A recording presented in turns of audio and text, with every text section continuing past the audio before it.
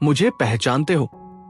मैं तुम्हारे अंदर की वो आवाज हूं जो तब जागती है जब तुम बिल्कुल अकेले होते हो।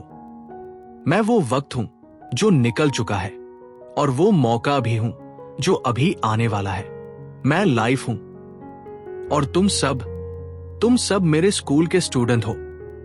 कोई फ्रंट बेंच पर बैठकर वही पुरानी किताबें रट रहा है और कोई पीछे बैठकर खिड़की से बाहर मेरी असली दुनिया को देख रहा है। आज मैं तुम्हें अपने ऐसे ही एक स्टूडेंट की कहानी सुनाने जा रहा हूं जिसने मेरी क्लास के रूल को ही चुनौती दे दी। लोग कहते हैं वो सेल्फ मेड यंगेस्ट बिलियनर है। मैं कहता हूं वो सिर्फ एक जिद्दी स्टूडेंट है जिसने एक दिन ऐसा डिसीजन लिया जो उसके डर से बड़ा था। उसने उस रास्ते पर चलने से इनकार कर दिया जो सोसाइटी ने उसके लिए पहले से तय कर रखा था।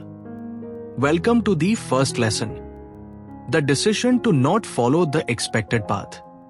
देखते हैं, जब मैंने उसे भीड़ में धकेला तो बाहर निकलने के लिए उसने कौन सा मोड़ चुना।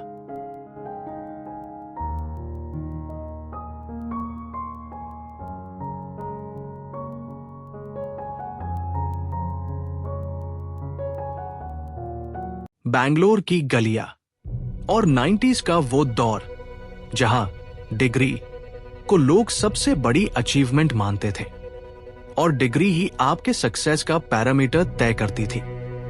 निखिल के घर में भी वही माहौल था। मां टीचर, पिता बैंकर, जिनके लिए एक परफेक्ट सेटल्ड लाइफ का रूल था, अच्छी डिग्री एंड सेटल्ड जॉब। पर मैं देख रहा था निखिल की आंखों में वो रूल फिट ही नहीं बैठ रहा था।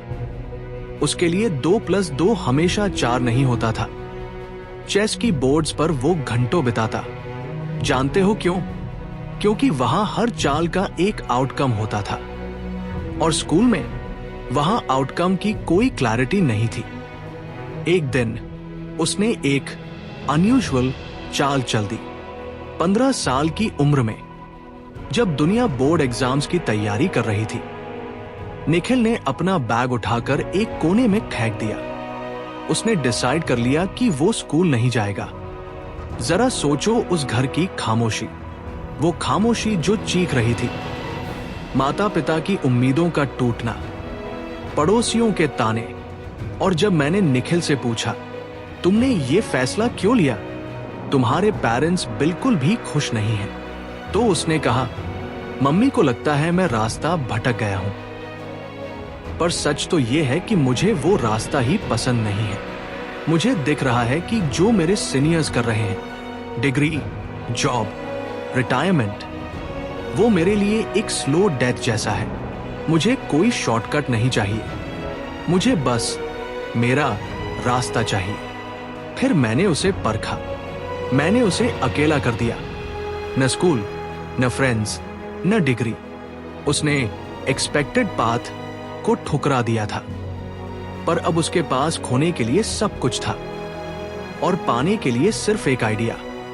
अब जरा थोड़े देर के लिए कहानी से बाहर आते हैं। तुम सब डरते हो ना कि अगर डिग्री नहीं होगी तो लोग क्या कहेंगे।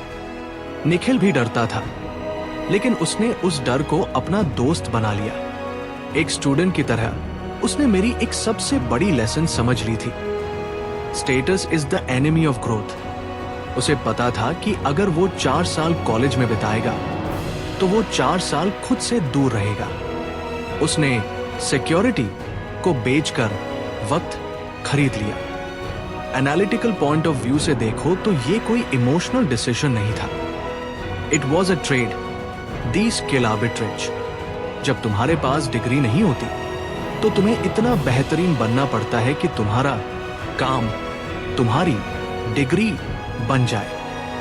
Early start. जब उसके दोस्त 22 की एज में पहली नौकरी ढूंढ रहे होंगे, तब तक निखिल के पास 7 साल का फेलियर और एक्सपीरियंस होगा। पर मेरे स्कूल में फीस तो देनी पड़ती है और निखिल की फीस शुरू हुई एक कॉल सेंटर की नाइट शिफ्ट से। 17 साल की उम्र में जब लोग जवानी के सपने देख रहे थे, निखिल रात को 1000 रुपए की नौकरी कर रहा था। कॉल सेंटर में एक्सेंट बदलकर लोगों की प्रॉब्लम सुनना। पर वहीं उस अंधेरी रात में मैंने उसे एक नया रास्ता दिखाया, दी स्टॉक मार्केट। निखिल ने देखा कि मार्केट ही एक ऐसी जगह है जहां मैं सबसे ज्यादा ऑनेस्ट हूं। वहां तुम्हारा बाप कौन है, तुमने कहां से पढ़ाई की है, मार्केट को कोई फर्क नहीं पड़ता। मार्केट सिर्फ दिमाग मांगता है। पर जब मैंने निखिल से पूछा, तुम ये करोगे कैसे, तो उसने कहा, रात को मैं कॉल्स लेता हूं और सुबह जब सब सोते हैं तब मैं मार्केट को एनालाइज करता हूं। वो 8,000 रुपए मेरे लिए सिर्फ पैसे नहीं है, वो मेरा वेपन है। मैंने सीखा कि पैसा कैसे काम करता है, क्योंकि मेरे पास खोने के लिए कुछ नहीं है। धीरे धीरे लोग देखने लगे। बिना डिग्री का ये लड़का मार्केट की चाल समझने लगा था। उसके दोस्तों ने, उसके मैनेजर ने उसे अपने पैसे देना शुरू किए। निखिल, तू हैंडल कर। पर अब एक नया टेस्ट था। कॉल सेंटर की जॉब सेफ हो गई थी, सैलरी इंक्रीज हो रही थी, पेरेंट्स खुश थे। चलो एटलीस्ट सेटल तो हो गया। पर मैंने फिर एक दीवार खड़ी कर दी। क्या वो उस 10,000 की सेफ्टी में फंसा रहेगा, या फिर उस कंफर्ट को लात मारकर एक अनसर्टेन फ्यूचर चुनेगा? डिसीजन लेना था, टू स्टे और टू क्विट।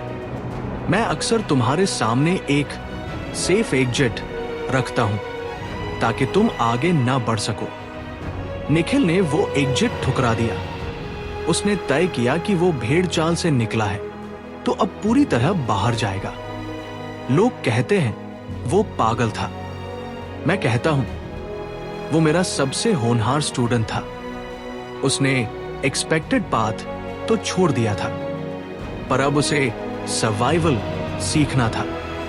क्या वो ट्रेडिंग की दुनिया में टिक पाएगा, या फिर मेरी ये टेस्ट उसे तोड़ देगी? अगली बार हम बात करेंगे उस डिसीजन की जिसने उसे एक एम्प्लॉय से एक एंटरप्रेन्योर बनने की पहली सीढ़ी दिखाई। Next episode, the decision to stay और क्विट। रेडी हो? क्योंकि मेरी क्लास अभी शुरू ही हुई है।